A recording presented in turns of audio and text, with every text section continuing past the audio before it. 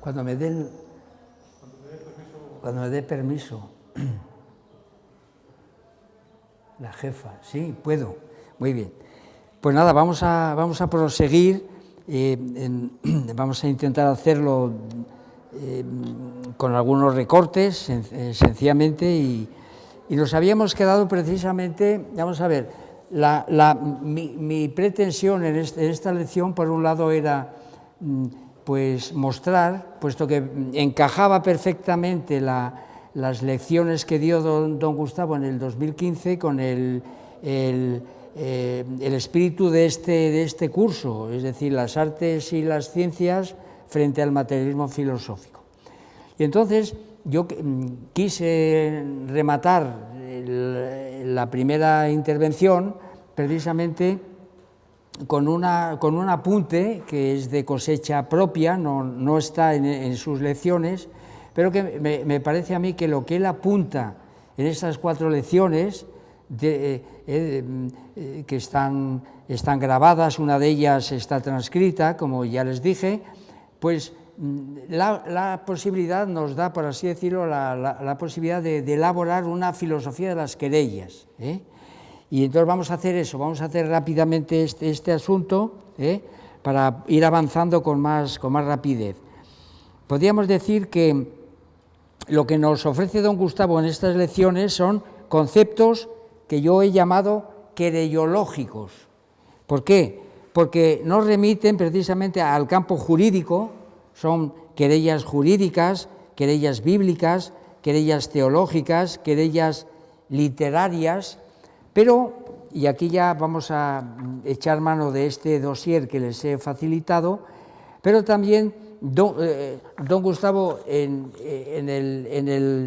la primera lección que transcribe nos lleva a unas interesantes querellas, al uso del término querella en lo que podríamos llamar el campo de la antropología, y muy concretamente recurriendo a poemas de Berceo. Esta es la cuestión, ¿no?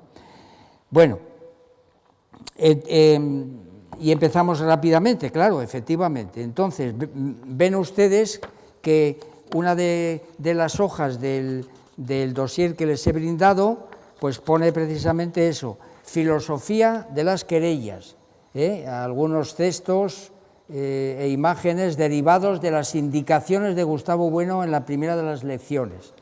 Y entonces, esos textos, aquí aparece el fragmento en el que naturalmente don Gustavo nos remite a Gonzalo de Berceo, y en una ciudad como esta, pues naturalmente la obra de Berceo pues tiene que sonar, Lo hace don Gustavo continuamente porque es uno de los autores que él venera, siempre ha estado hablando de los milagros de Nuestra Señora, y bueno, este es un tema de Santa Oria, en fin, bueno.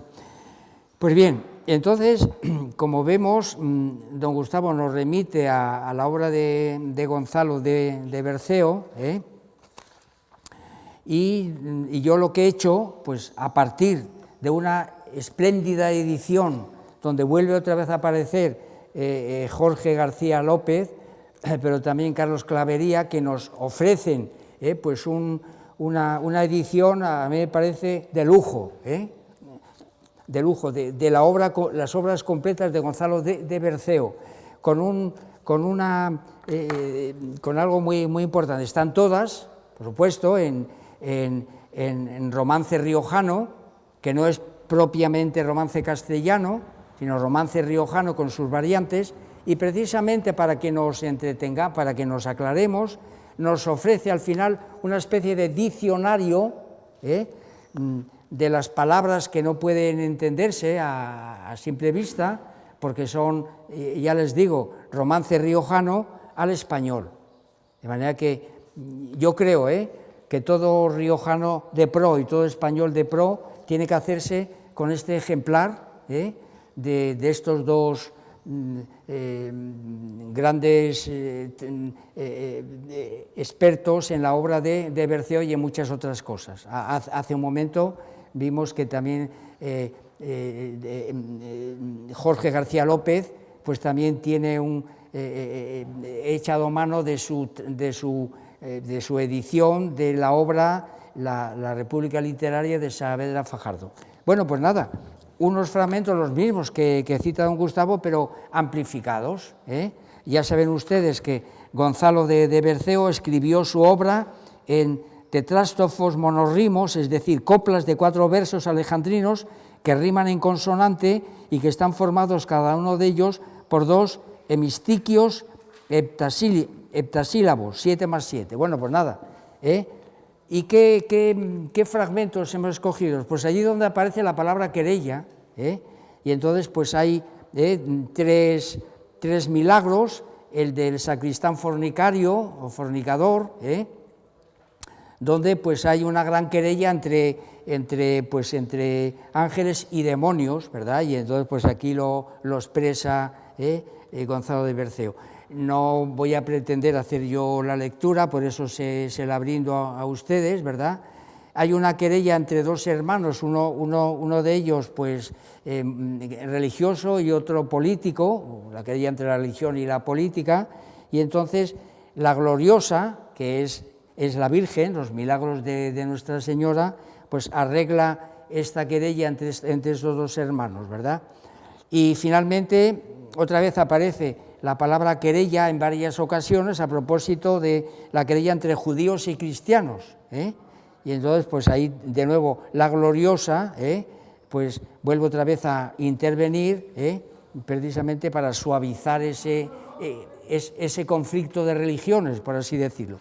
Dicho muy rápidamente que lo que yo ofrezco aquí ahora mismo, habiendo escogido estos fragmentos, es que tenemos naturalmente querellas que son antropológicas. Yo las he catalogado como antropológicas porque la del sacristán fornicario, como hay ángeles y demonios, es una querella utilizando los ejes del espacio antropológico que tienen que ver con el eje angular, pero la querella entre los hermanos y entre judíos, entre los hermanos sería circular, y entre judíos y cristianos pues sería circular y angular, ¿no? Este es un primer ejemplo. Un segundo ejemplo lo toma precisamente don Gustavo de Garcilaso de la Vega, y no voy tampoco a leer, sencillamente porque no tengo yo las dotes que pudimos comprobar aquí hace un par de años de Ramón Rubinat. Recuérdense que él pues, nos declamó poemas de Garcilaso de la Vega y realmente yo vi que este gran profesor de literatura pues realmente se transformaba, era una, yo se lo hice notar, por tanto no voy a cometer yo el error de querer competir con un hombre que me dio la impresión de que era un auténtico rapsoda en el sentido platónico de la palabra, que supo interpretar aquí, estaba poseído por un dios, es decir, que interpretó a Garcilaso de la Vega porque estaba poseído por un dios, y lo hizo de una manera maravillosa que yo no voy a poder en absoluto imitar, pero sí sencillamente decirles que esta égloga es la primera, es bucólico, es un poema bucólico donde hay dos pastores hablando, y entonces Nemoroso le contesta, ¿no? Dice: corrientes aguas puras, cristalinas, árboles que os estáis mirando en ellas, verde prado de frescas sombras lleno, aves que aquí sembráis vuestras querellas, o sea que hay querellas etológicas, claro, hidra que por los árboles caminas, torciendo el paso por el verde seno. Bueno, nada. Y entonces don Gustavo pues interpreta de qué querellas está hablando aquí Garcilaso de la Vega. Pues acaso, dice él, los conflictos por la lucha de la vida pues entre halcones y palomas, hablábamos de otros conflictos, ¿no? Yo al menos he podido comprobar cómo las urracas entran en los nidos de los gorriones o de los jilgueros y se cogen a los polluelos, ¿verdad? Bueno, De manera que querellas etológicas, ¿verdad? Pero luego, don Gustavo, y siguiendo con este dossier, nos dice, pero hay otras querellas que son las querellas sofísticas. Entonces a mí se me ha ocurrido esto, él habla de la sofística como un género querelloso, como un concepto querellológico, y a mí se me ha ocurrido, precisamente al conocer y al estar constantemente tratando la obra de Filóstrato, Vida de los sofistas, pues coger aquí un par de querellas entre sofistas, ¿verdad? Y entonces, dos ejemplos, Esquines frente a Demóstenes, en el conflicto pues, de la invasión de Macedonia a Atenas, ¿verdad? Claro, naturalmente Demóstenes es contrario a la invasión macedónica y sin embargo Esquines pues defiende, ¿no? Y entonces pues aquí aparece un, que no vamos a leerlo, yo lo he tomado de la obra de Filóstrato y se lo brindo a ustedes, ¿no? Nicetes, que era un sofista dedicado a la política, ya sabemos que hay variantes de sofistas, hay políticos sofistas y sofistas políticos, ¿verdad? Depende de lo que demos de importancia en una cosa y en otra. Y entonces aquí les ofrezco pues unas querellas que tiene él con sus contrincantes políticos, ¿no? Y donde al final dice, temo más al público cuando me alaba que cuando me maltrata, y luego dice, y cuando un cobrador de impuestos se condujo insolentemente con él en un tribunal y le dijo, deja de ladrarme, Nicetes, le replicó con pronta ingenuidad, lo haré por Zeus, si tú dejas de picarme. Bueno, o sea que había pique entre los políticos, entre los juristas, y a esto se refiere don Gustavo.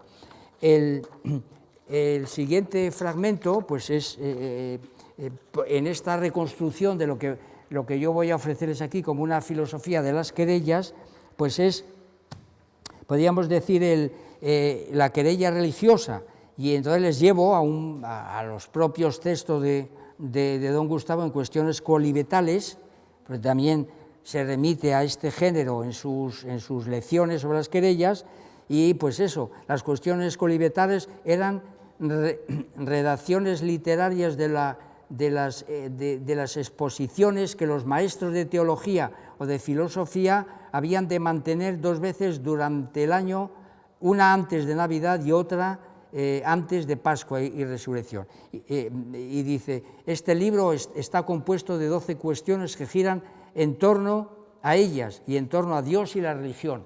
Y precisamente una de las cuestiones nos la presenta como la querella o el conflicto entre la religión y la ciencia. Entonces, nada, les remito a ellas, claro, como es. Claro, también nos habla en estas lecciones de una famosísima querella que es la polémica de Auxilis entre dominicos y jesuitas. Como no la podemos analizar aquí, naturalmente, pues yo me he tomado la libertad y les proporciono a ustedes unas referencias a las magníficas traducciones de Juan Antonio Evia Echevarría que ha hecho de la obra de Báñez y de la obra de Molina. Es decir, que Báñez reacciona contra Molina, es una querella potentísima, en la cual pues está implicado Felipe II, que entendía del asunto y les llama al orden. Esto lo explica muy bien Juan Antonio Evia. Les viene a decir Felipe II, pero hombre, si sois de la misma iglesia, ¿por qué os querelláis? Pues bueno, pues sencillamente porque... Y él, Felipe II, entiende de que es naturalmente una querella antropológico-teológica sobre la libertad y que tiene que ver con el protestantismo, y entonces, pues nada, pues oponeros directamente al protestantismo, pero hay una forma jesuítica de oponerse al protestantismo y una forma tomista de oponerse al... Y ahí está la gracia y por eso la hemos puesto aquí, ¿no? Yo les remito a esas espléndidas traducciones que están en Pentalfa Ediciones, claro, naturalmente la Fundación Gustavo Bueno pues se las brinda a ustedes, y nada, pues estas querellas.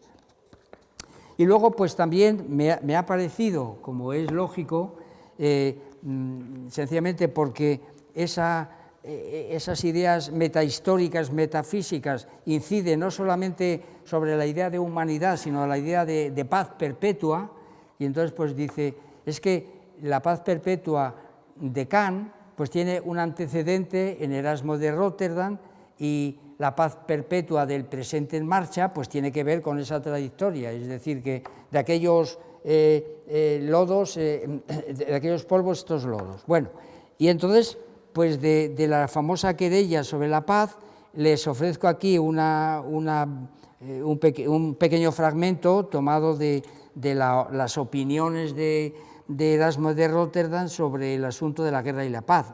Los tiempos de paz, los desastres de la guerra. Leemos solamente un fragmento para que vean el espíritu de Erasmo de Róterdam, ¿no?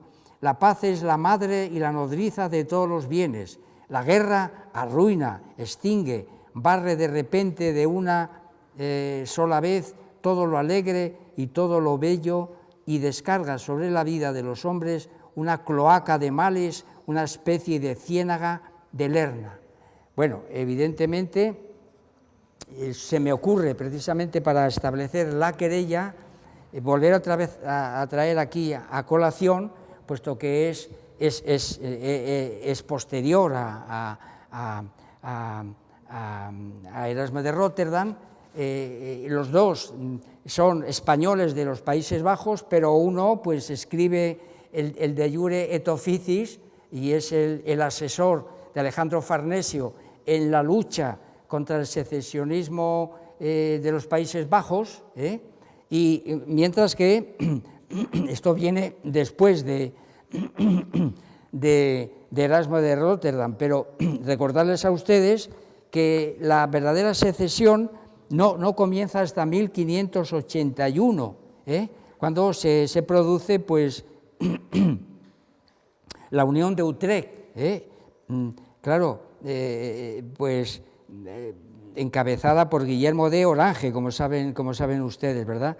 Y que reacciona poderosamente pues los españoles para mantener aquellas provincias españolas, es decir, que no son frutos de ninguna rapiña, es decir, que hay que tenerlo esto muy, muy claro, es decir, que Carlos I de España y V de Alemania recibe como herencia Castilla y Aragón por una parte, pero esto con respecto a los abuelos españoles, pero a los abuelos alemanes, Maximiliano y María de Borgoña, de Maximiliano de Austria, pues Austria, el Tirol, y derecho sobre el Milán, la lucha del milanesado posterior, claro.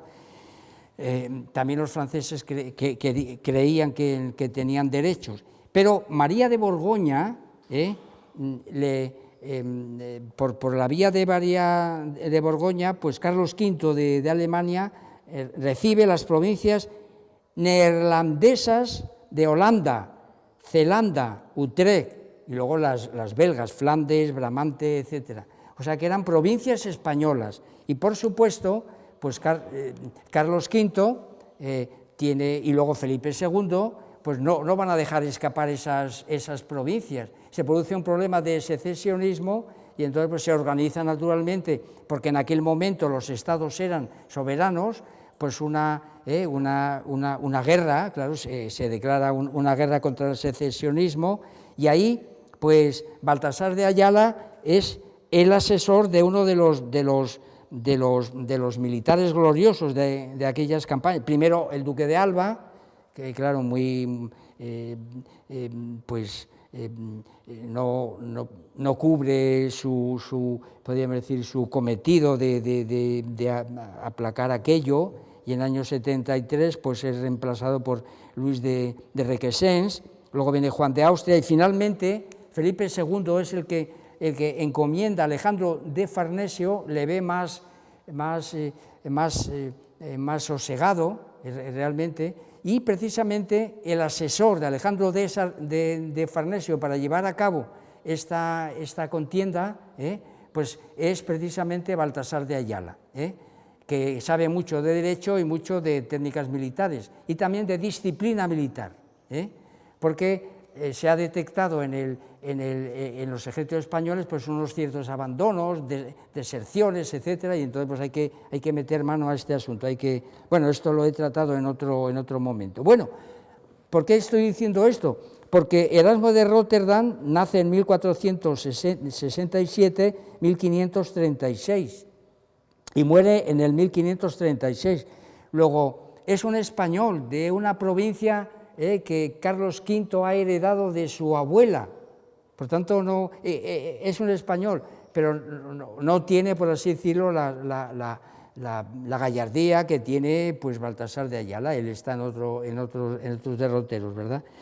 Y hay que decir además que Erasmo de Róterdam, pues que se ordena sacerdote precisamente en 1492, este es un dato importante, o sea que él es religioso, pues es esta visión pacifista de la Iglesia, ¿verdad?, que la tenemos ahí, pero que fue consejero de Carlos V, no nos olvidemos de esto, es decir, que era un español que tenía un cargo político, y sin embargo, pues dice estas...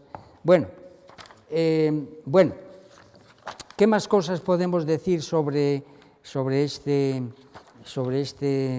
asunto?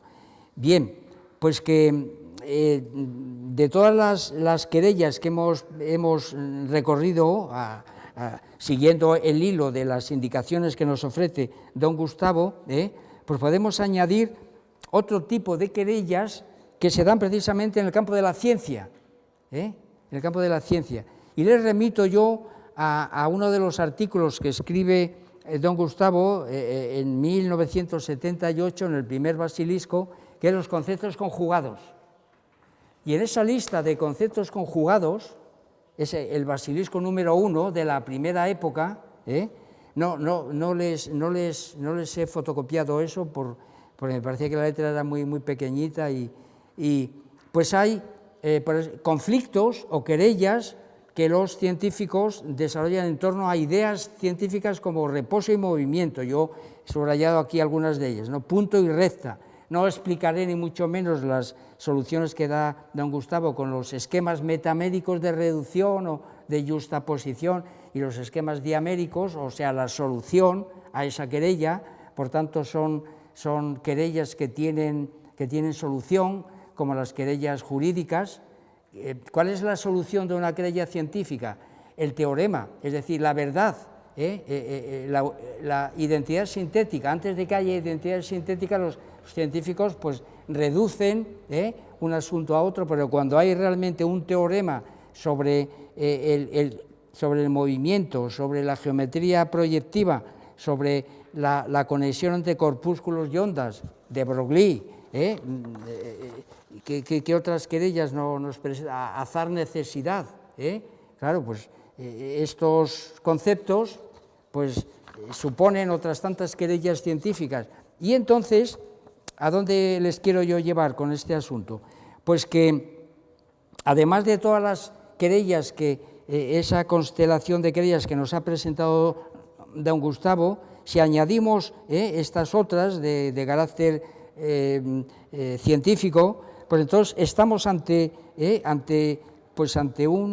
un conjunto de conceptos querellológicos y querellas conjugadas, que he llamado yo a la transposición de los conceptos conjugados a querellas conjugadas. Y entonces, pues, ¿con qué nos encontramos? Con otra de las grandes doctrinas de don Gustavo, que es la procedencia de las ideas. La procedencia de las ideas. Y en este sentido, don Gustavo se opone a la tradición aristotélica de creer que las ideas nacen de la experiencia.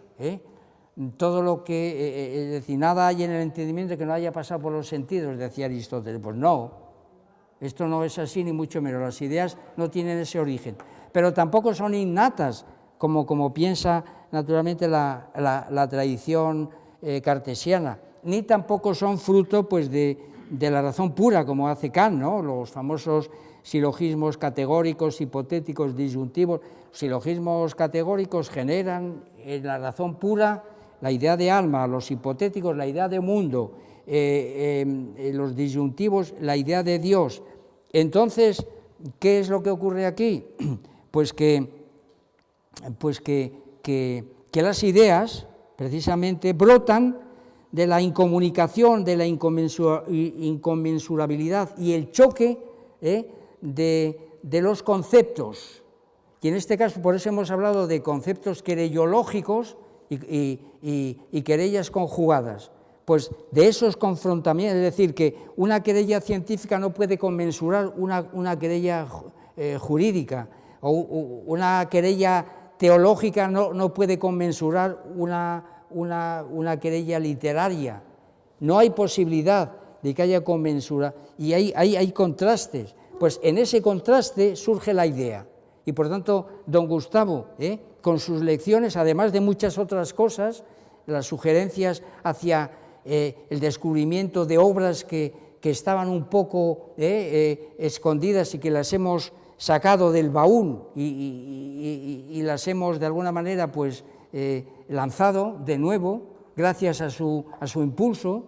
No he hecho más que amplificar eso que él pues realmente don Gustavo nos ha llevado a otro campo o a otro asunto importante, y es que cabe una filosofía de las querellas, precisamente si nos ponemos ahora de forma minuciosa a contraponer unas querellas con otras y a ver la imposibilidad de esa comunicación de un campo a otro, que unas no pueden conmensurar a otras. En una palabra, pues la cosa queda perfectamente presentada. Esto es para, naturalmente, un desarrollo posterior que habrá que hacer en su momento, pero la idea está en las lecciones de don Gustavo, sobre la constelación de querellas y cómo pues, la idea de querella pues, tiene que ver con todo este mundo tan rico que él nos ha suministrado, ¿no? Y del que yo pues, he dado cuenta aquí de algunas de las cosas. Y luego nos lleva precisamente a una contraposición, si entre los géneros de querellas pues hay contraposiciones, pues no digamos ya entre dos ámbitos, que son esa distinción que hace entre querellas y pleitos, claro, esto es. No es lo mismo una querella jurídica que tiene pues una resolución, o una querella científica que se resuelve directamente pues, a través de una identidad sintética, que un pleito que no se refiere en este caso pues, a individuos, sean científicos, sean teólogos, sean literarios, sino a estados. Los pleitos son conflictos, desavenencias entre los estados. Bueno, y entonces en esas lecciones de don Gustavo nos pone como ejemplo pues, algunos pleitos, ¿verdad? Bueno, y entonces en el dossier que yo les he proporcionado, pues está esta contraposición entre querellas de carácter jurídico, que se presentan, por ejemplo, el juez, en el dossier que les he brindado, el juez Pedraz reactiva la querella contra Gali por genocidio. Esta es una cosa que también ha ocurrido hace muy poco, les doy cuenta un poco de ese proceso y cómo terminó, o querellas contra algunos miembros del gobierno actual, en este caso, pues, contra Salvador Illa, el anterior ministro de Sanidad, y contra el de Interior Marlaska. Son querellas sobre personas particulares y que tiene que tener una resolución jurídica, ¿verdad? O la querella contra 5 jueces de la Audiencia de Barcelona. Yo tomé cuenta de la acusación es por prevaricación y pide que los jueces sean inhabilitados durante 20 años, ¿verdad? Bueno, y entonces, pues, siguiendo un poco con esta distinción entre querellas y pleitos, precisamente hay gente que esta distinción no la tiene muy clara, y esto lo intento yo mostrar para después pasar a los pleitos, realmente pleitos, a el tema de las investiduras, una cuestión que tiene lugar entre la Iglesia y el Estado. Y entonces, que en algunos medios, como puede ser pues en la Wikipedia, que es pues eso lo tiene, el que ha puesto esto lo tiene absolutamente confundido, y habla de la querella de las investiduras. Bueno, la querella de las investiduras se enfrentó a papas y emperadores del Sacro Imperio Germánico. Luego no es una querella jurídica, hombre, es un pleito, es un pleito, y se resolvió el conflicto mediante el concordato de Worms. ¿Dónde tengo yo el resto de las cosas? Uy, Dios. Ah, aquí está. Eso. Ah, esto es. ¿Y por qué digo que no lo tienen claro? Pues porque es un verdadero pleito, y esta gente lo ha puesto ahí sobre la dieta de Worms. En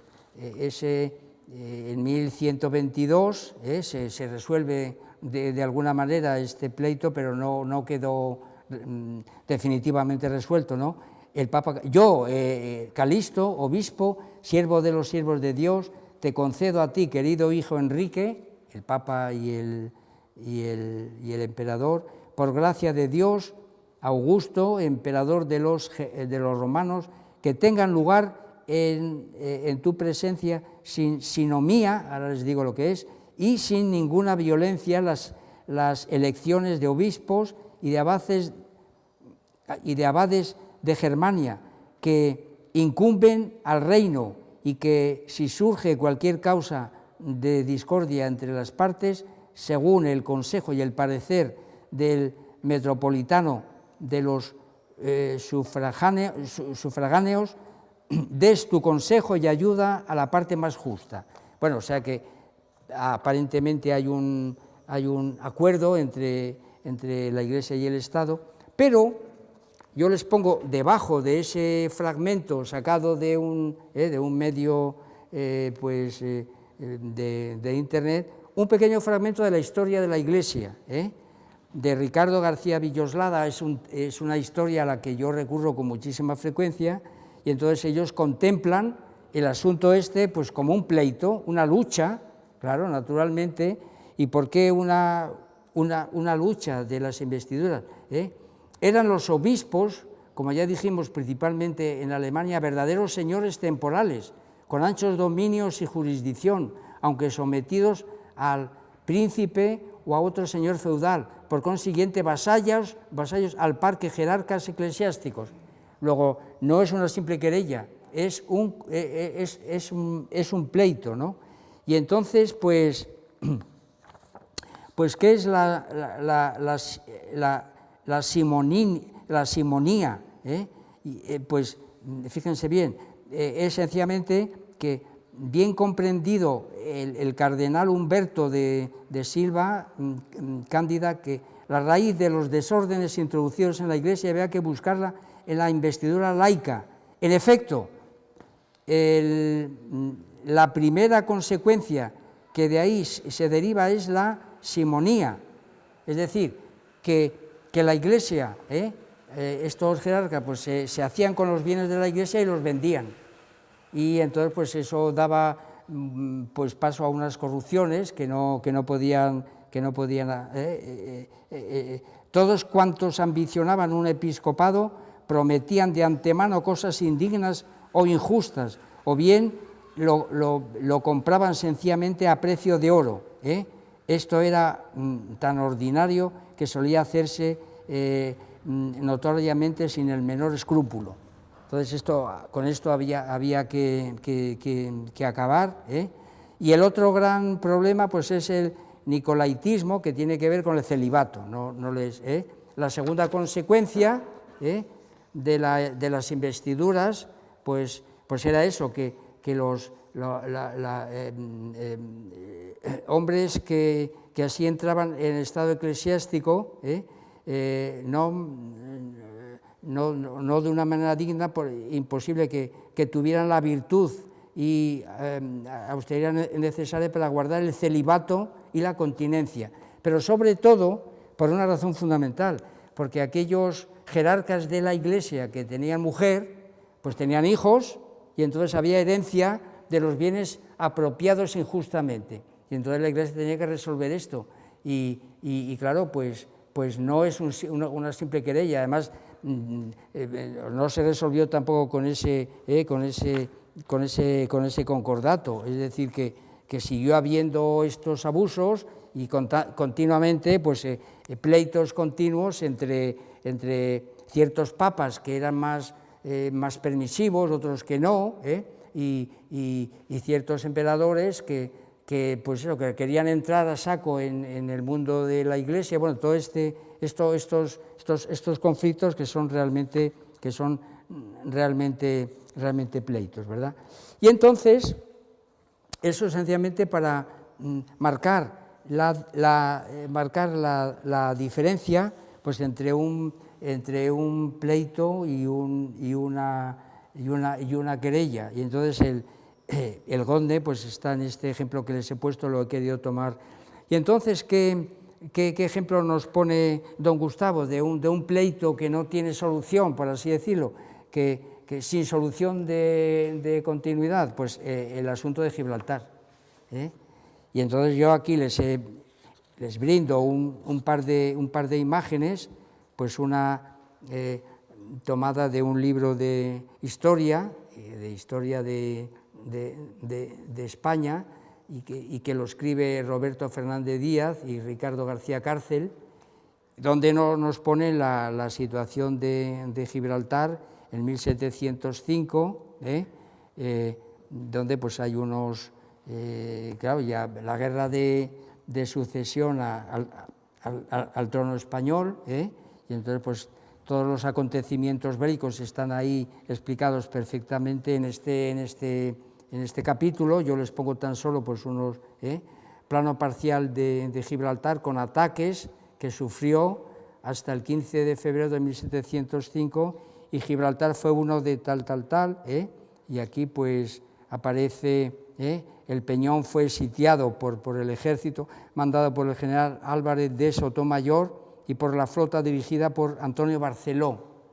Es decir, que España en ese momento reaccionó y quiso recuperar el Peñón de Gibraltar, pero no pudo, ¿verdad? Es decir que, y eso, pues como ven ustedes, es una cuestión candente, es decir, que eso no se ha resuelto como una querella jurídica, sino que es un pleito, y que un periodista muy avezado, que es José María Carrascal, pues ha publicado recientemente, no tan recientemente, hace un par de años o así, un libro interesante que lo titula La batalla de Gibraltar, y les pongo, he escogido pues una imagen en la que aparece pues Barceló, y aparece pues hay un hermoso grabado, dice, grabado en madera, impreso en Barcelona, que muestra el más importante asalto español a Gibraltar, 1779, dirigido por el almirante Barceló. En él se muestra hasta dónde habían llegado los atacantes españoles en el asalto de 1728, 28 en el plano, a la casa de los ingleses para la contención de la deserción, y ante ella la división de términos entre España y dicha plaza. En su cara posterior, el grabado ofrece la cançó d'en Barceló. O sea que, como vemos ahí, catalanes que en ese momento pues veían muy bien la incorporación de Gibraltar al dominio español. 10 estrofas en catalán dedicadas al almirante y a la batalla del Fort de Gibraltar. Bueno, pues este pleito importante, pues yo que sé, que lo tengan en cuenta. Por supuesto, el libro tiene mucho interés porque hace un recorrido por las políticas de los diferentes gobiernos sobre cómo el tratamiento de Gibraltar. Bueno, y el otro gran pleito, porque es un asunto que está en nuestro presente en marcha, pues es la cuestión de Marruecos, claro, naturalmente. Y yo, como en ese tenía entre las manos pues un artículo de La Nueva España que hace un elogio al general Salvador Díaz Ordóñez, que falleció lo que podíamos llamar pues la primera etapa de esa guerra de Marruecos, lo que se llama pues el barranco del Lobo, pues nada, en su honor pues le hacemos un homenaje póstumo a este personaje que trató de defender la causa española pues en Marruecos. Y por la parte de atrás pues les pongo, como ven ustedes, pues los últimos acontecimientos en relación con la isla de Perejil y con lo de Ceuta. Aquí tenemos unas imágenes periodísticas que, como ven ustedes, pues es otra manera de presentar el pleito, ese pleito entre Marruecos y, pues claro, cobra otras dimensiones. Una vez que Marruecos se ha independizado, ha conseguido pues ser un Estado soberano y con sus pretensiones expansionistas, mal o bien planteadas, pero el caso es que tenemos una dialéctica de estados ahí y además con una frontera por medio. Eso de que los vecinos son amigos, pues no, tampoco somos amigos de los franceses porque hemos estado en peleas continuamente con ellos. Es decir, que la vecindad marca también pues conflictos y pleitos continuos, permanentes, ¿verdad? Bueno, pues bien, entre aquello que ocurrió pues en la primera década, era el gobierno de Maura, donde don Salvador Díaz Ordóñez, al cual rendimos un pequeño homenaje aquí, además de otros, y esto de Ceuta reciente, pues no nos tenemos que olvidar, naturalmente, de lo que ocurre en 1991, el desastre de Anual, donde ahí pues hay que recordar a los generales Berenguer y Silvestre, y precisamente decirles que, claro, como esto de los aniversarios y demás, pues que los historiadores se dedican precisamente, la última revista de historia de National Geographic, pues dedica un artículo estupendo precisamente Anual, la peor derrota española de Marruecos. Les muestro este espléndido, donde pues hay una descripción con todo lujo de detalles, y precisamente el comentarista viene a decir que hubo pues algunas temeridades, que hubo pues algunas algunas maniobras completamente pues aventuradas, que dieron pues con ese absoluto desastre, y está aquí muy bien descrito, hace referencia a esos militares que les he mencionado. Es decir, es un pleito que no tiene solución de continuidad, pero que es una dialéctica de estados, es decir, que no es una simple querella, es un pleito, y entonces esa filosofía de las querellas de don Gustavo hay que completarla con esta filosofía de la historia, que es muy, muy poderosa y muy potente. Bueno, entonces, dicho esto, que me parece que es lo que tenía que haberlo dicho en la anterior para ir un poco más desahogados, pues ahora ya pasamos al siguiente punto, que es hablar de la gnoseología y de la noetología. Y vamos a ver. Sí. Bueno, y aquí pues vamos a hacer un recordatorio, porque todo esto no me lo he inventado yo, sino que todo sale de las lecciones de don Gustavo y de los diálogos, del coloquio que hubo posteriormente a sus intervenciones. Entonces, si yo aquí incorporo la idea de gnoseología, pues es debido porque justamente en esas lecciones de don Gustavo pues surgió. ¿Y qué es lo que surgió? Pues precisamente lo que les muestro yo en esta hoja, esta identidad sintética. ¿Cómo surgió? Pues de una manera dialógica. Resulta que una de los allí presentes, Salvador Centeno, le hace una pregunta muy oportuna para el asunto que nos ocupa, que es precisamente la opinión de don Gustavo sobre el libro de Pablo Huerga, sobre el cine como ciencia. Y entonces, naturalmente, don Gustavo negó la mayor. El cine no es una ciencia, claro, lo cual no quiere decir que no tenga racionalidad, por supuesto que la tiene. El cine puede ser un arte. Y entonces dice, ¿cuál es el criterio distintivo? Las identidades sintéticas. ¿Y qué hizo don Gustavo? Pues llevarnos precisamente a esta identidad sintética. Si ustedes ponen, fue la cuarta de las lecciones, si no recuerdo mal, la cuarta de las lecciones, pues verá que él lo que hizo fue esto, hablarnos precisamente de este teorema y de los dos cursos que coinciden en una misma identidad sintética, ¿no? Esos dos cursos de los que él habló allí, de forma verbal, pues son esto. Primer curso, parte de la descomposición de S en triángulos isósceles escritos, triángulos isósceles inscritos.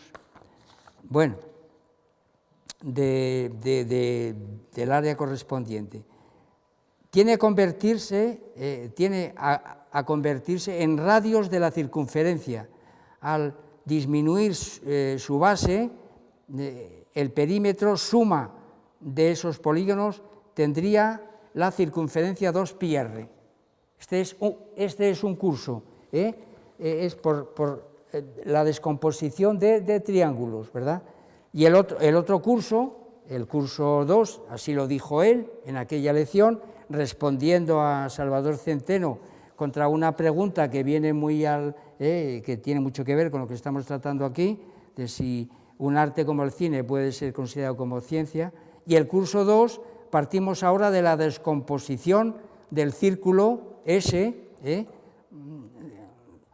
de cualquier círculo, lo que plantea problemas especiales, bueno, etcétera, desarrolladas en rectángulos de base 2πr y altura dr. Claro, naturalmente el resultado final es πr cuadrado, como en el otro curso, Es decir, que se llega, naturalmente, se alcanza la misma resolución por una vía y por otra. En este caso, claro, naturalmente, en el segundo curso, utilizando límites, y en el anterior, pues es decir, pero la construcción nos lleva a un resultado del producto πr cuadrado, que procede de unas transformaciones de los polígonos inscritos al alcanzar sus límites.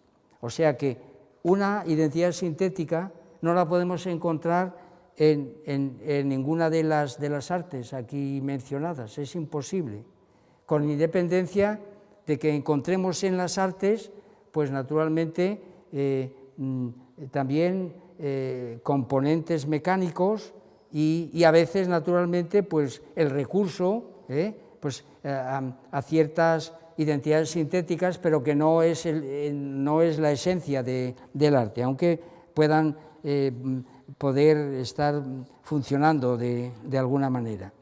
Bueno, entonces, esto por un lado. Y entonces, recuerden ustedes, bueno, claro, les pongo como contrapunto, esto sí que es muy, muy importante, que una identidad sintética pues no es no puede entenderse en términos descripcionistas. Y les pongo al lado pues la explicación que da Reichenbach de una ley científica, pues basándose en una descripción y dice, y no tiene aquí ninguna aplicación de propuesta de Reichenbach de prescindir en general del lenguaje científico de los valores de verdad, 1 y 0, sustituyéndolos por valores de probabilidad. Es decir, lo que hace Reichenbach pues es se mueve con otros derroteros y nos lleva pues a una concepción descripcionista de las leyes científicas, claro, y esto pues no es, y por eso lo contraponemos, no es. Y decirles a la vez que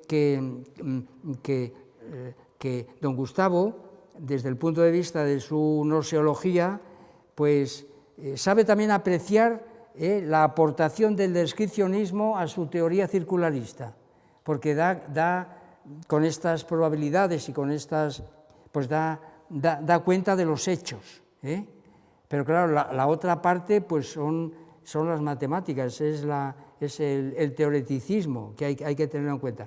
Contra la doctrina gnoseológica contra la que don Gustavo se enfrenta poderosamente es contra el adecuacionismo. Ese es el pecado mortal de la gnoseología. ¿Por qué? Porque es la sustantivación, a juicio de don Gustavo, de los hechos y de las teorías, como que son pues entidades separables y que bueno, pues eso, que pueden homologarse de alguna manera, que lo mismo da que nos refiramos a los hechos que a las teorías, porque vienen a confluir en lo mismo. Ese es el pecado mortal. ¿Y de dónde lo aprende don Gustavo? De Platón, otra vez. Así como su teoría hemos dicho, del arte sustantivo, pues tiene que ver con la distinción sofística, la distinción platónica de las artes divinas y artes humanas y del ión, pues su oposición al adecuacionismo la ve en Platón ejercitada, Y entonces, bueno, no nos vamos a extender mucho más, sencillamente son unas pequeñas pinceladas.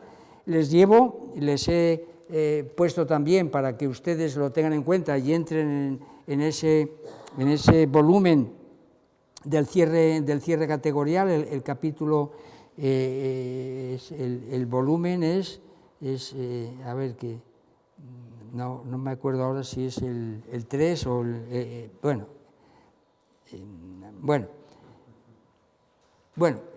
dice: dos ilustraciones históricas de la idea de historia de la teoría de la ciencia. Una ilustración de la presencia de la teoría de la ciencia en la época antigua. Platón contra el adecuacionismo. Y entonces, ¿dónde ve don Gustavo el enfrentamiento de Platón con el adecuacionismo? Pues lo ve en el mito de la caverna, esa distinción entre las opiniones y el entendimiento, entre eikasia, pistis, dianoia y episteme, porque dice pues eso, que hay ofrece las hipótesis de los movimientos circulares desde los cuales salvar los fenómenos. La verdadera ciencia, la astronomía filosófica, se nos daría, de acuerdo con Platón, en el momento de remontar las hipótesis y alcanzar las causas, las ideas, las esencias. Es decir, que las esencias que están contenidas en una identidad sintética, pues naturalmente él ve que esa operación se puede perfectamente encontrar en la doctrina de don Gustavo sobre esta contraposición entre la opinión y el nous, ¿no? Donde la dianoia juega una gran importancia, pero luego pues hay que remontar esas hipótesis, y hay que llegar pues naturalmente a las resoluciones científicas, ¿verdad? A la episteme. Bueno, esto en cuanto a la gnoseología. Y también recuerden que en aquella lección, por eso les pongo esta otra imagen, que todo brota de ahí, no me he inventado nada, es un pequeño desarrollo de lo que fueron aquellas lecciones magistrales que yo no olvidaré en la vida, ¿verdad?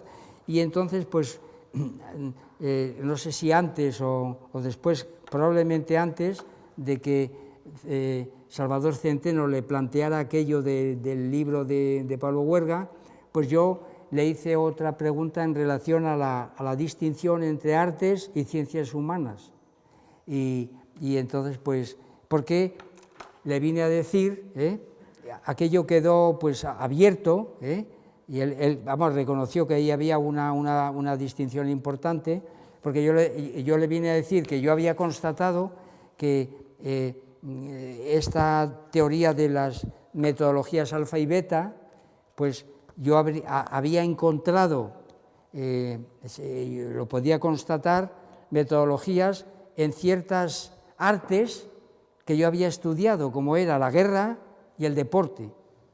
Y entonces yo le dije, pero esto nos permite considerar que ciertas técnicas donde hay juegos de metodologías alfa y beta son ciencias. Y dice, no, en principio no, claro.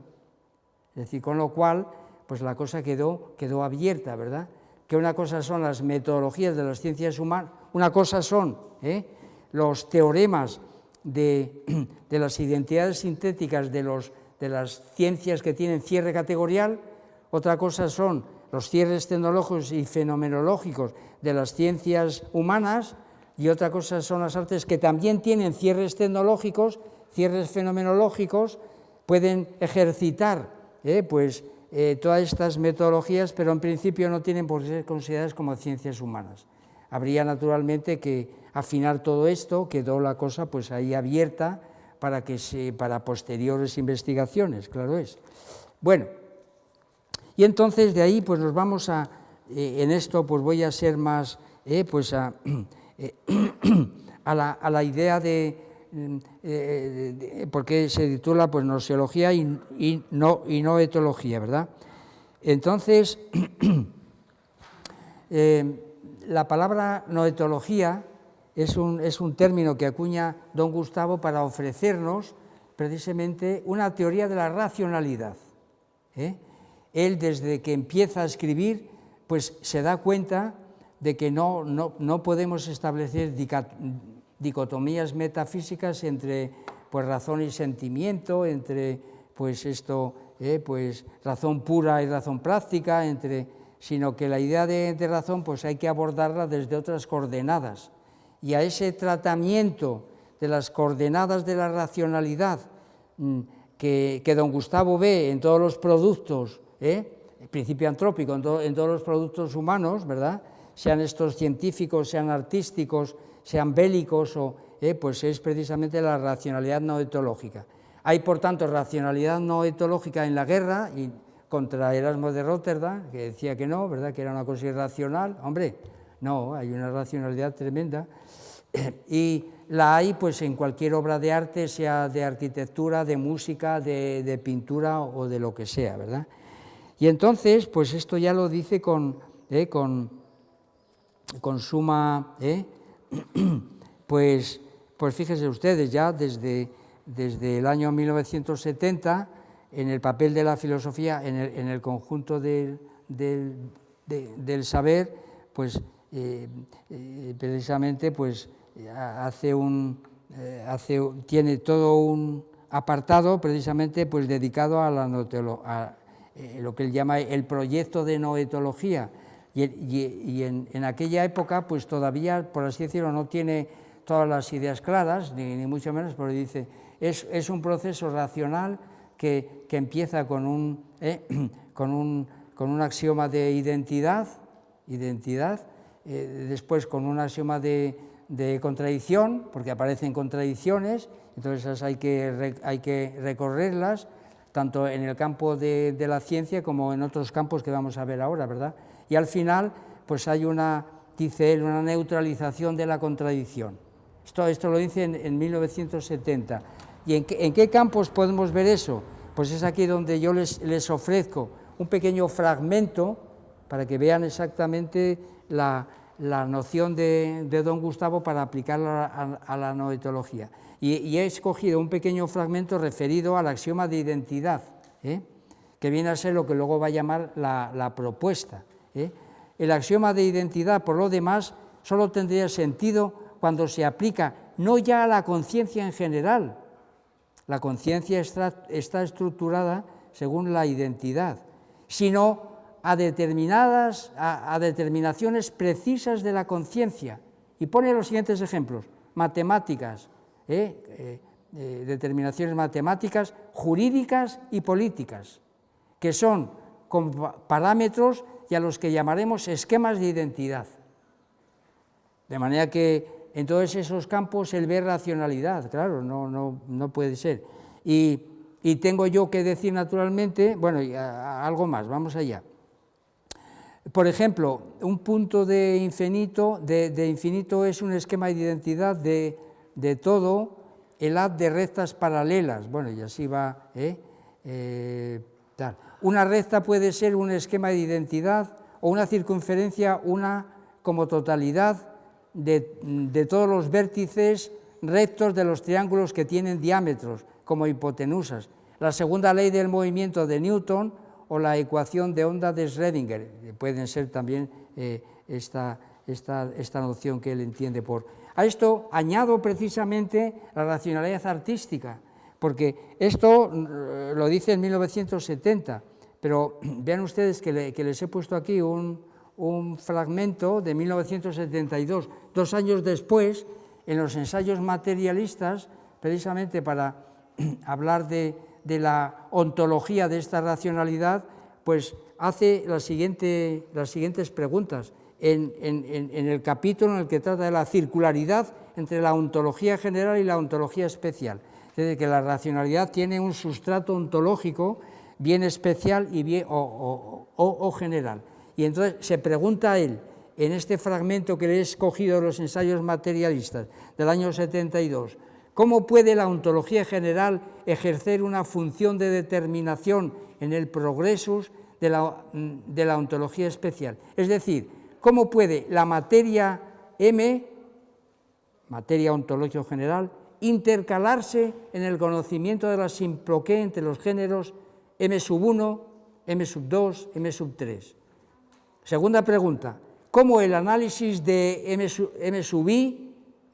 que es el mundo, puede en el regresus arrojar determinaciones sobre M, materia ontológica general? Es decir, ¿de qué manera la ontología especial, en la cual hay que situar esos ámbitos de los que hablaba antes en el texto del papel de la filosofía a propósito del axioma de identidad, digo, ¿de qué manera la ontología especial, que se nutre de la experiencia mundana, que sea jurídica, que sea política, que sea pues esto, y es que además él añade experiencia mundana, es decir, política, científica, artística?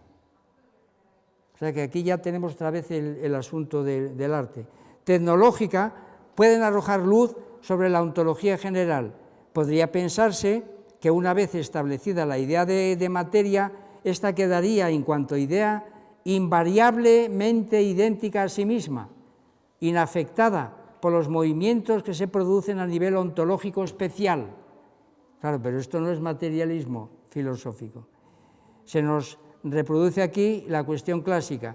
Cualquiera que sea la penetración en la estructura del mundo, el ser se mantendrá siempre en un más allá mudo e incognoscible. Claro, esta es la cuestión. Es decir, que no hay cierre total, vamos, que en absoluto, que el proceso, pues esto.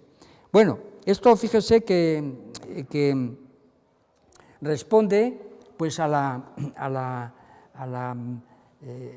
primera de las cuestiones, cómo surge la idea de noetología, una teoría de la racionalidad que ya digo, que pretende ser una alternativa poderosísima pues a una doctrina idealista, la de Hegel, que cree que todo lo real es racional. Eso es imposible, dice don Gustavo, ¿cómo va a poder admitirse esto? No todo lo real es racional, pero tampoco admite pues la reducción noética de la fenomenología. La racionalidad no es solamente cuestión de noética, sino que hay que entrar en la noemática y es al revés de como lo interpreta Husserl, ¿no? Que no es que las noesis incidan y produzcan los noemas, sino que es al revés, son los noemas los que... Y ahí es donde tenemos que situar nosotros las explicaciones sobre la racionalidad, ¿no? Y entonces, esto es, claro, y entonces de esa forma, pues da un salto gigantesco, es decir, durante mucho tiempo parece que ese asunto quedó, como dice Alberto Hidalgo, como dice Alberto Hidalgo, no sé si he escogido aquí pues sí, esto es. Como dice don Gustavo en el Catoblepas número 1, cuando nace el Catoblepas en el 2002, pues precisamente pues, se hace eco de esta crítica que le había hecho Alberto Hidalgo al decirle que claro, que cuando aparece la gnoseología, la noetología quedó varada, y entonces pues don Gustavo dice, no hombre, no, es decir, lo que ocurre es que, bueno, pues acaso la gnoseología, como ha apuntado Vicente, pues fuera una cosa importante, un pilar básico para proseguir sus análisis de noetología, pero el caso es que don Gustavo nos dice, sin embargo, el análisis propiamente noetológico de los procedimientos más generales, el artículo de don Gustavo se titula precisamente Noetología y Gnoseología, y es del 2002, ¿no? De la razón dialéctica quedaron abiertos, y dice él, el ensayo sobre la idea de dialéctica y sus figuras, publicado en el Basilisco número 19, puede considerarse como un ejercicio de noetología, en el que, por cierto, se utiliza como criterio fundamental las clasificaciones de las figuras en el mismo criterio que se hacía, que había sido expuesto en el papel de la filosofía en el conjunto del saber. O sea que a pesar de la interrupción hay continuidad. Y entonces, esto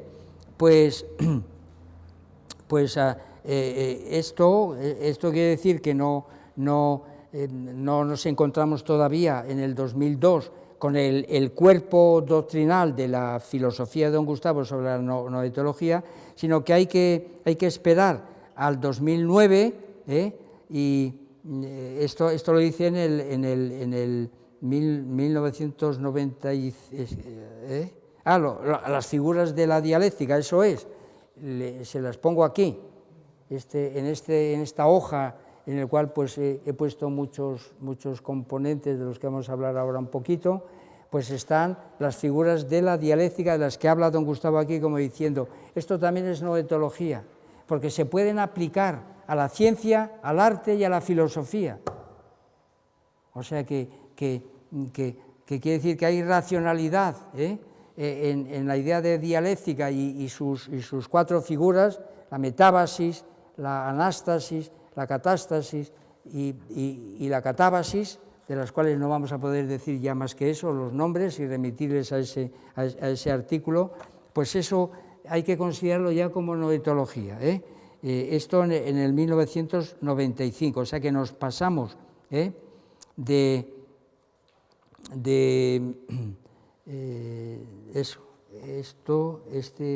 sí, en el 95, creí que me había... Y entonces, pues, ¿qué es lo que pasa? El salto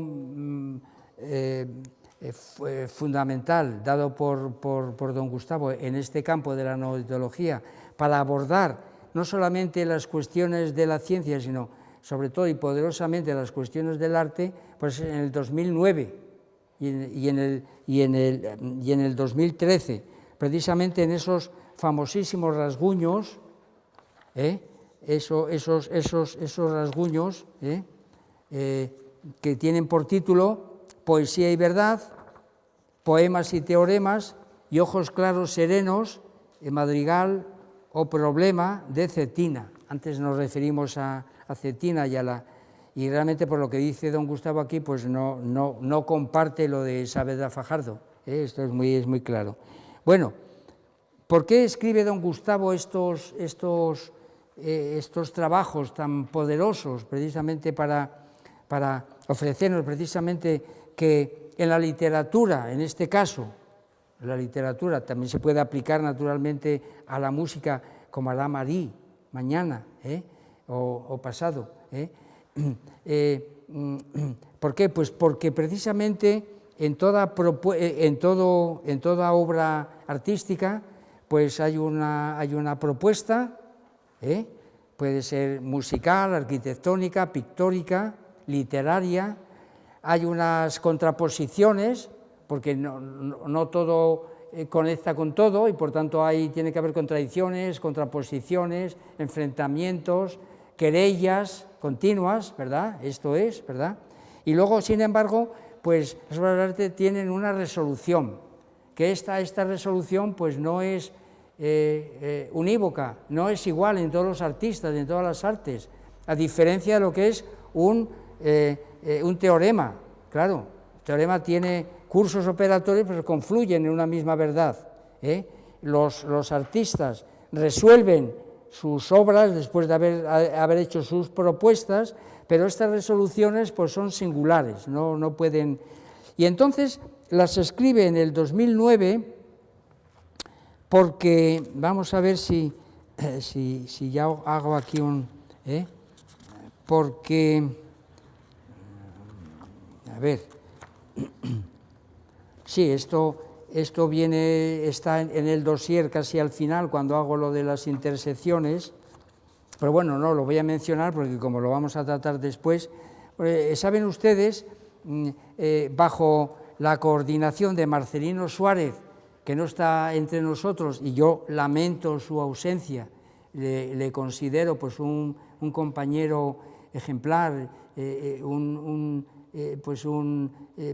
seguidor del materialismo filosófico, ofreciendo él desarrollos poderosos y originales, por supuesto, y por eso yo le echo de menos en un curso como este, pero bueno, por razones familiares no ha podido desplazarse, pues yo aprovecho pues para hacer un recordatorio, para decir que lo tenemos presente, precisamente porque él coordinó una polémica importante, una querella que tuvimos en la Fundación Gustavo Bueno, invitando a Jesús Maestro sobre la literatura, donde Jesús Maestro nos había presentado pues un texto sobre los géneros del Quijote, donde pues utilizaba mucho la gnoseología de don Gustavo, cosa que no está mal, sin duda, pero de alguna manera él pretendía ofrecer pues una teoría que consistía en decir que con el materialismo, la gnoseología del materialismo filosófico, pues podíamos edificar una ciencia literaria sobre teoría literaria. No es que él dijera que la literatura es una ciencia, como dice Pablo Guerra con el cine, sino que el tratamiento de la literatura se puede convertir en una ciencia por obra y gracia de la gnoseología. Naturalmente don Gustavo no compartía aquello, porque claro, él decía que es más bien al revés. La gnoseología es resultado de las ciencias ya constituidas. Entonces no puedes tú con la filosofía reconstruir una ciencia, sino que reconstruyes la filosofía con las ciencias reconstruidas, ya existentes. Bueno, pues sencillamente como aquello quedó también pues abierto, porque nada se cierra en la Fundación Gustavo Bueno, esto es así, estamos teniendo naturalmente querellas continuamente y así será, y no tiene por qué zanjarse nada. Ahí tenemos que ofrecer, pues en la medida en la que nosotros podamos, pues nuestras propuestas, nuestras investigaciones, nuestros desarrollos, etcétera. Bueno, pues entonces precisamente creo yo que don Gustavo, dándose cuenta de que allí se había planteado con la coordinación, también estaba Pedro Santana, recordémoslo, muy importante, allí, en aquella mesa en la que estaba don Gustavo, estaba Pedro Santana y lo coordinaba pues Marcelino, nuestro querido Marcelino, ¿verdad? Y entonces don Gustavo no quedó conforme con aquello, se dio cuenta de que ahí se había planteado una querella importante, una cuestión importante, y es que él entonces se acordó de que su proyecto noetológico del año 70 y sus figuras de la dialéctica no eran suficientes para dar cuenta de lo que sería el cuerpo de la noetología, y entonces pues emprendió una serie de artículos en torno a la literatura para demostrar que las composiciones literarias están cargadas de una racionalidad tan poderosa como la racionalidad científica, pero diferente, y que por tanto no puede confundirse la gnoseología con la noetología. Y entonces, pues, les leo sencillamente en su Poemas y Teoremas, donde hace el análisis magistral de un soneto de Lope de Vega, pues nos dice sencillamente esto, con lo cual quedaría demostrada la distinción entre noetología y teoría y la teoría de la ciencia o gnoseología, y esto abre múltiples horizontes al análisis de la racionalidad noetológica y a su conformación con la racionalidad estrictamente científica, si se quiere decir con la racionalidad poética. En cualquier caso, abre amplios horizontes en el momento de movernos en un terreno en el cual las oposiciones corrientes entre razón e intuición, razón-sentimiento, se desvanecen. Lo de Schopenhauer, de hace un momento. Luego volveremos sobre Kant, si nos da tiempo, y si no, pues nada, queda abierto, como siempre. Esto lo dice en el 2009, y entonces todavía concreta más el asunto en el Catolepas. Este es el 88, pues en el siguiente 89 habla de poesía y verdad. O sea que las artes también pueden generar verdades, como la televisión, verdades y apariencias. Y la televisión es un arte también, claro, está cargada de tecnología muy avanzada, pero en el fondo pues hay arte, como lo hay en el cine, claro, bueno, esto es. Y entonces todas las artes pues están apoyadas en unas técnicas y unas tecnologías que también hay que conocer. ¿Por qué? Pues porque generan verdades y esto es, la poesía puede generar verdades de tipo práctico, de tipo praxeológico, y entonces pues el fragmento que les leo dice otra vez lo siguiente, ¿verdad? Es decir, precisamente para rodear estas dificultades ensayaremos un camino más positivo, a saber, el tratamiento de la cuestión no en general poesía y verdad, sino en casos muy concretos, como puede serlo la comparación entre el soneto de Lope de Vega y el teorema de Euclides. Esto es memorable, vamos, ese análisis que hace él. Mañana veremos que este desarrollo, pasado mañana, pues Marie lo va a hacer con sonatas y teoremas. O sea que, nada, yo estoy esperándolo con verdadera impaciencia, pero, o sea que en vez de poemas, pues sonatas.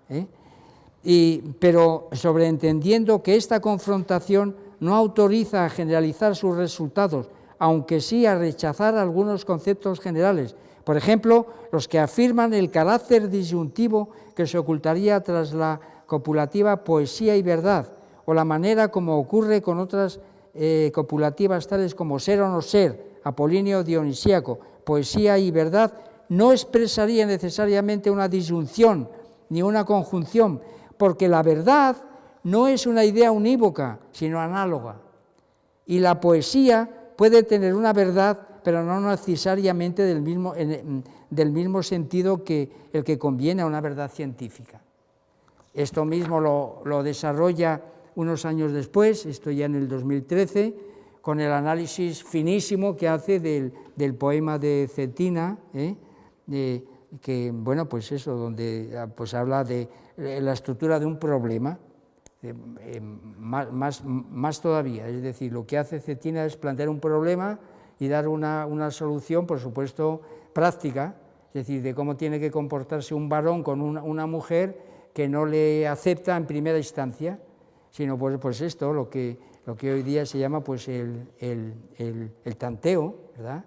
Que según las feministas de nuestro tiempo, pues eso entraría dentro de la ley del sí es sí. Claro, aquella mujer no le dijo sí al principio, pero sin embargo, Cetina, en este poema, pues insistió, a ver si puedo conseguir que me diga sí. Y entonces aceptó que la mujer le puede decir que no, pero él no arrojó la toalla a las primeras de cambio, que lo entiendan un poco estas feministas de ahora, hombre, con el sí es sí, que no tiene por qué ser entendido eso como acoso, hombre, por Dios, ya está bien. Bueno, este poema es absolutamente... Y fíjense ustedes lo que dice don Gustavo respecto a él, ¿no? Este remedio está inspirado sin duda por la reinterpretación de un soneto de Lope de Vega. Es decir, que lo de Cetina de hoy tiene que ver con lo que dije sobre Lope de Vega. Bueno, suelta mi manso mayoral extraño, como si tuviera la estructura de un teorema de Euclides, tal como fue publicada en el número 88 y 89, de los que hemos hablado, ¿no? De El Catoblepa. Y aunque no cuanto a la forma, sí cuanto a la materia, claro, porque no es lo mismo un soneto que estos 10 versos, ¿verdad? Sí, en cuanto a la materia, parece que es posible defender que la estricta poética del madrigal, ojos claros, serenos, está aún más próxima a la estructura matemática del problema de Euclides, de lo que pudiera estarlo el soneto de Lope de Vega. O sea que es algo pues eso, para la vida práctica, ¿no? Bueno, en las figuras de la dialéctica ya hemos hablado un poco de ellas, ¿verdad? Esto es lo que se me ocurre a mí. Bueno, yo creo que me he dejado cosas aquí, pero ya las vamos a dejar porque el tiempo se nos echa encima. Y entonces, pues claro, no vamos a poder concluir esto como yo tenía pensado, pero bueno, ¿qué vamos a hacer? Bueno, la parte que nos toca ahora la vamos a despachar por la vía rápida, porque no les voy a atormentar yo con este asunto, ¿no? Bueno, es decir, bueno, claro, y el otro gran campo importante que tiene que ver con la noetología es su trabajo sobre las instituciones, no nos olvidemos, donde una de las características fundamentales es la idea de racionalidad, que luego yo barajaré, y hay unas modalidades, hace una construcción, están aquí, las 4 modalidades de racionalidad abierta simple, hay una racionalidad abierta compleja, una racionalidad cerrada simple, una racionalidad cerrada compleja, y ahí es donde yo después he hecho un cuadro en el cual pues voy incluyendo las ciencias, las artes, etcétera, ¿no? El asunto que nos está ocupando aquí. Bueno, esto en cuanto a la racionalidad. Como vemos, por tanto, hay en don Gustavo, además de todas las cosas que hemos dicho hasta ahora sobre la filosofía del arte, pues una teoría de la racionalidad que aplicada al arte pues tiene unos resultados sorprendentes, ¿no? Es decir, que hay muchos compañeros que lo están haciendo, pues eso, lo va a hacer Marí, pero lo ha hecho Vicente, lo ha hecho Fajarnés, lo ha hecho Marcelino, es decir, que es una cosa que está ahí en nuestra escuela, y yo entonces ahora, el siguiente paso, como está aquí, está en el dossier, pues casi que vamos a hacer un recorrido, pues, porque esto que tengo aquí es... esto es la idea de finalidad. Bueno, el siguiente paso del programa que yo les ofrecí, este guión general, es en el punto 3, fíjense que todavía estamos ahí, análisis de algunos estromas artístico-filosóficos en los escritos de Gustavo Bueno. Lo que he pretendido yo con estos ejemplos que les pongo aquí, es que la filosofía del arte de don Gustavo, su teoría de la racionalidad, su teoría del arte sustantivo, la dialéctica entre lo sustantivo y lo adjetivo, y todas esas doctrinas de las que hablamos en el primer momento de esta exposición, pues no son gratuitas, porque de la misma manera que don Gustavo, para hablar de la ciencia, contactó con muchos científicos y estuvo en muchos laboratorios y sabía de qué iban los procesos científicos, de la misma manera que don Gustavo, para hablar de la filosofía política, tuvo contactos muy directos con políticos, como puede ser José María Lasso y muchos otros, o los alcaldes, los presidentes de las autonomías, el presidente del gobierno, es decir, que él contactó con estas gentes, y y aparte de tener un conocimiento profundo de toda la tradición sobre esos asuntos, pues pudo hacer su filosofía su filosofía política y de la historia. Y lo mismo podríamos decir con respecto a la religión. Sabemos perfectamente que su tesis doctoral, gracias a Ecaiz, aquí presente, podemos disponer de ella, porque él nos la ha facilitado yendo a la biblioteca donde está y ha tomado una copia y generosamente nos la ha entregado. Pues sabemos que él tenía preocupaciones religiosas, sin duda alguna, desde su más tierna infancia, cuando escamoteaba y de alguna manera no desobedecía a su madre, no siendo excesivamente piadoso. Entonces se dio cuenta que ahí había un conflicto, un problema. Pero luego, claro, él se da cuenta que hay los conflictos entre la Iglesia y el Estado, los conflictos entre las religiones, pues todo eso merece un tratamiento que es su filosofía de la religión. Pues mutatis mutandis, otro tanto podemos decir del arte.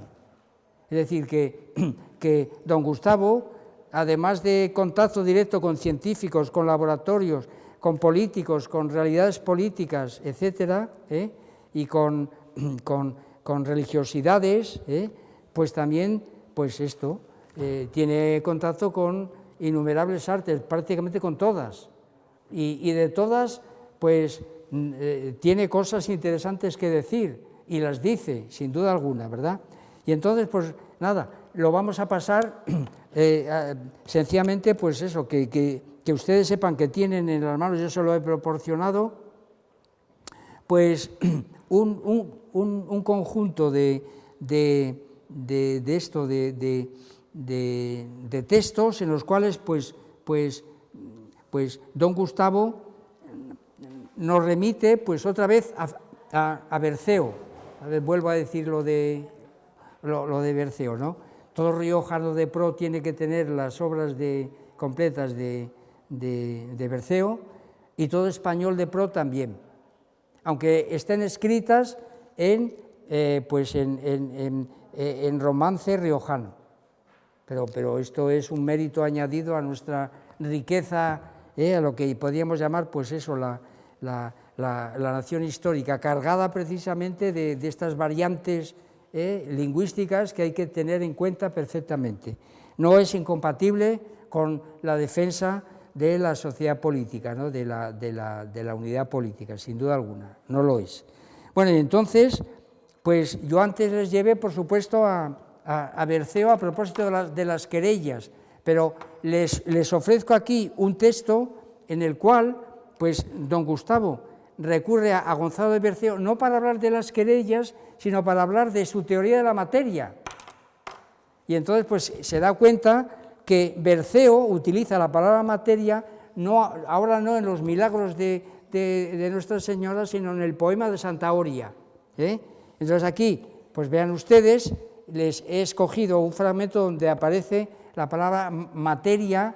Ya les he dicho que este libro, este magnífico trabajo de Jorge García López y de Carlos Clavería, pues nos ofrece un diccionario para entender precisamente el romance riojano traducido al español actual. Bueno, y entonces pues materia tiene que ver con madera, bueno, el análisis está aquí explicado, no lo voy a repetir, y curiosamente el ejemplo que nos pone aquí de Berceo, pues tiene que ver con la materia segundogenérica, porque se refiere al alma, dice, dexémoslo al todo, a la siella tornemos, la materia es alta, temo que pecaremos, mas en esto culpados non ser, non debemos. Bueno, esto es, al non escribimos, sino lo que leemos. Bueno, y entonces, pues aquí, como vemos, hay una referencia, claro, al pecado cargado de materia, ¿no? Bueno, ¿qué más asuntos? Pues claro, naturalmente también para tirarlo contra Erasmo de Róterdam, Cervantes, el Quijote, el discurso de las armas y las letras, se lo pongo aquí, no vamos a leer fragmentos, pero aquello que dice Cervantes de que el resto de lo que es el espejo de la nación española, y entonces pues eso que dice él, pues que ahora no hay que dudar sino que este arte y ejercicio esté a todas aquellas y aquellos que los hombres inventaron, y tanto más se ha de tener en estima cuanto más peligroso cuanto más peligros está sujeto. Quitémonos delante los que dijeron que las letras de los letrados, de los legalistas, viene a decir don Gustavo, hacen ventaja a las armas. Dice, no, en absoluto. Esto contra Erasmo de Róterdam, ¿no? Entonces, ¿qué quiero decir con esto? Que don Gustavo recurre a la literatura precisamente para afinar una cuestión relacionada con filosofía política, porque esto está sacado de España no es un mito, y entonces aquí, además de otros muchísimos materiales, pues el material literario, el Quijote, ni más ni menos, pues es utilizado como un, es decir, a las armas tienen un fin superior a las letras, lo cual, pues, bueno, pasamos para hablar precisamente pues, de la sustantividad del arte, el análisis que hace de la Oda de Salinas de Fray Luis de León. Antes lo dijimos, en la primera lección lo cita precisamente como el ejemplo que él ponía de las metamorfosis de la doctrina platónica de las artes divinas y artes humanas, precisamente en el Renacimiento. Pone como ejemplo a Fray Luis de León. En este texto, que lo saben ustedes perfectamente, de la fe del ateo, se lo brindo aquí, está la Oda a Salinas, pues ustedes mismos la deben de leer. Precisamente recurre a la literatura en este caso, sí, por supuesto, una cuestión interna de filosofía del arte para defender la sustantividad del arte, y aquí hace una mención precisamente al Ion y al sofista. Fíjense, lo dice. La misma idea de sustantividad podía ser utilizada en la reinterpretación filosófica de las ideas de Platón, que antes hemos considerado tomadas del sofista o el Ion, lo que dije antes, ¿verdad? Que la última metamorfosis de esa doctrina, que terminamos en la lección anterior con Schopenhauer, pues es la doctrina del materialismo filosófico sobre el arte sustantivo, que es divino, pero no en el sentido que le da Schopenhauer, o que le da Hegel, o que le dan los idealistas, o Kant, ¿verdad? Sino en un sentido absolutamente materialista. Bueno, la Oda a Salinas es otro de los ejemplos que he tomado yo de la literatura, pues el soneto de Lope de Vega, estamos con la noetología para justamente determinar lo que entiende por noetología, el soneto de Lope de Vega, el poema de Cetina, Ojos claros serenos, como una estructura objetiva, como un problema objetivo, en el sentido de Euclides, dice él en la introducción. Bueno, y entonces pasamos de un arte a otro. Ahora, en este caso, tenemos la pintura. Fíjense, les traigo aquí a colación el arte rupestre, que don Gustavo pues tuvo bien, naturalmente, como en Asturias hay muchas escuelas, pues él las visitó, estudió ese asunto, precisamente para considerar que esas pinturas rupestres tienen que ver para reconstruir su filosofía de la religión. Es la religiosidad primaria, pero fíjense que aquí está Altamira y Lascaux, y entonces sus comentarios, pues naturalmente, luego veremos más adelante que se toma interés por la pintura de una forma poderosa a propósito del moral de Jesús Mateo. Pero bueno, el origen está aquí, y esto lo escribe él, como saben ustedes, en 1985, o sea que ya toma contacto con la pintura. Bueno, En la fe del ateo nos volvemos a encontrar con esta doctrina que he expuesto yo antes acerca de que las pinturas rupestres son tanto arte sustantivo como arte servil, las dos cosas, porque hay una dialéctica, no hay una dicotomía, y eso mismo lo vuelve a decir en el diccionario de, si la fe del ateo fue en el 2000, que me acuerde yo ahora, en el 2007 acaso, la fe del ateo, sí. Pues en el año 2000 esto mismo lo dice con respecto precisamente a la cerámica. Curioso. Es decir, que él también tiene en cuenta otro arte que en un principio pues, podría parecer que no puede ser contemplado como sustantivo, pues miren lo que dicen. Un reloj de porcelana barroco, por eso lo he escogido, porque estamos con la querella del barroco, puede ser además de una obra sustantiva de arte un instrumento tecnológico y funcional. Ni siquiera la obra sustantiva o exenta, que parece haber sido concebida únicamente para brillar por sí misma expuesta en el museo o en el teatro, se agota en su condición de soporte de valores estéticos. Vamos, en una palabra, que esto lo tenía él. Bueno, de ahí pasamos, por ejemplo, pues al análisis que hace de las meninas de Velázquez. Bueno, pues nada, concluyo esto. Donde incorpora otra doctrina importantísima, que es la presencia del autor en su obra.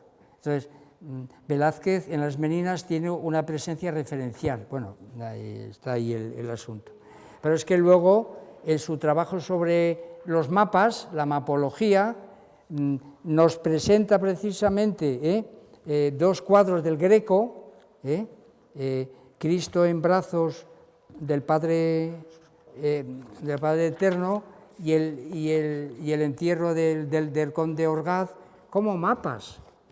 Es decir, las pinturas del Greco, claro, de los 30 canónimos, se correspondería con un mapa pues, metafísico ontoteológico. Pero bueno, vean ustedes cómo recurre a la pintura, la analiza. Bueno, y entonces el remate final, y por eso se lo he brindado yo aquí, lo podemos encontrar en su trabajo sobre los murales de Jesús Mateo. Y entonces, pues aquí está, iba a hacer el desglose de las partes de su artículo. Otro tanto podemos decir con respecto a la arquitectura, su escrito. Bueno, aquí tenemos en Alarcón, esa iglesia que fue desacralizada y donde Jesús Mateo pues, ha hecho esos murales monumentales que para don Gustavo es obra sustantiva 100%, ¿verdad? Bueno, y entonces pues aquí en esta página me voy yo a su trabajo sobre arquitectura y filosofía, y entonces cómo nos ofrece él las conexiones entre la arquitectura y la filosofía, cómo se pueden ver lo que él llama sillares arquitectónicos desde ideas filosóficas y cómo ideas filosóficas desde sillares. Como está aquí expuesto, se toman ustedes la molestia de leerlo, eso es. Y donde pues, las ideas que brotan de los sillares arquitectónicos, pues la idea de fundamento, la idea de constitución y la idea de racionalidad. Y ya finalmente, otro arte, la escultura, para su teoría de la arquitectura, lo que él piensa sobre el pensador de Rodin, que la escultura no tiene volumen, aunque parezca mentira, ¿verdad? No es el vacío de la arquitectura, no hay que nos, sino que hay exterioridad. La escultura es pura exterioridad y entonces pues nos remite a esa fábula de Samaniego, donde dice: tu cabeza es hermosa pero sin seso. Entonces él se refiere al pensador de Rodin, que tiene tanta fama y demás. Aquí dentro no hay nada, esta es la cuestión, ¿verdad?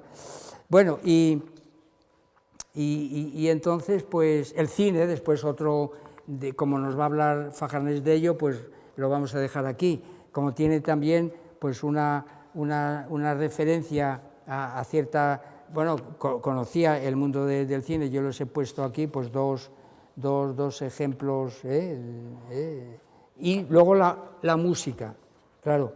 En su libro Arquitectura y Filosofía hace un contraste entre arquitectura y música, que es una auténtica maravilla, ¿verdad? Unas analogías de atribución, pero luego en qué es, en estética y filosofía del arte, la referencia a la música es permanente, es constante, vamos, es absolutamente constante. Pues para hablar pues de la teoría catártica, sin duda alguna, pues que para hablar de las categorías del arte, pues están ahí citados Bach, Haydn, Beethoven, pero también naturalmente Schoenberg. Para hablar del subjetivismo estético, pues nos habla de Händel, de Bach, para desarrollar que Händel no está expresando en su obra, no hay expresión, es otra cosa, es música sustantiva. Del naturalismo estético, pues eso, que Haydn no está describiendo, ¿no? Y del materialismo filosófico, pues la figura de Mozart. Y llegamos, pero que esto ya habrá que dejarlo para el jueves. Bueno. Es que llegamos precisamente, digamos, al remate, donde todas estas nociones que hemos estado expuestas aquí, las cruzo en un cuadro, precisamente para ver pues cuál es el contraste entre noseología y noetología, entre modalidades de la racionalidad, tipos de cierres categoriales, pero también la idea de causalidad y la idea de identidad. Parece que esto no es posible ahora, imposible, ¿no, Pedro? Lamento cortar, siempre cualquier momento es interesante en la intervención, lo siento mucho, pero es dicho que a la 1:30 es la inauguración oficial, tenemos que... Sí, entiendo, pues nada. Tomar la mesa y en cambio el jueves por la tarde... Pues nada, encantado. Si esto puede ser así, pues yo ya continúo con esto, que aquí empieza, podéis decirlo, mi pequeña aportación a este curso.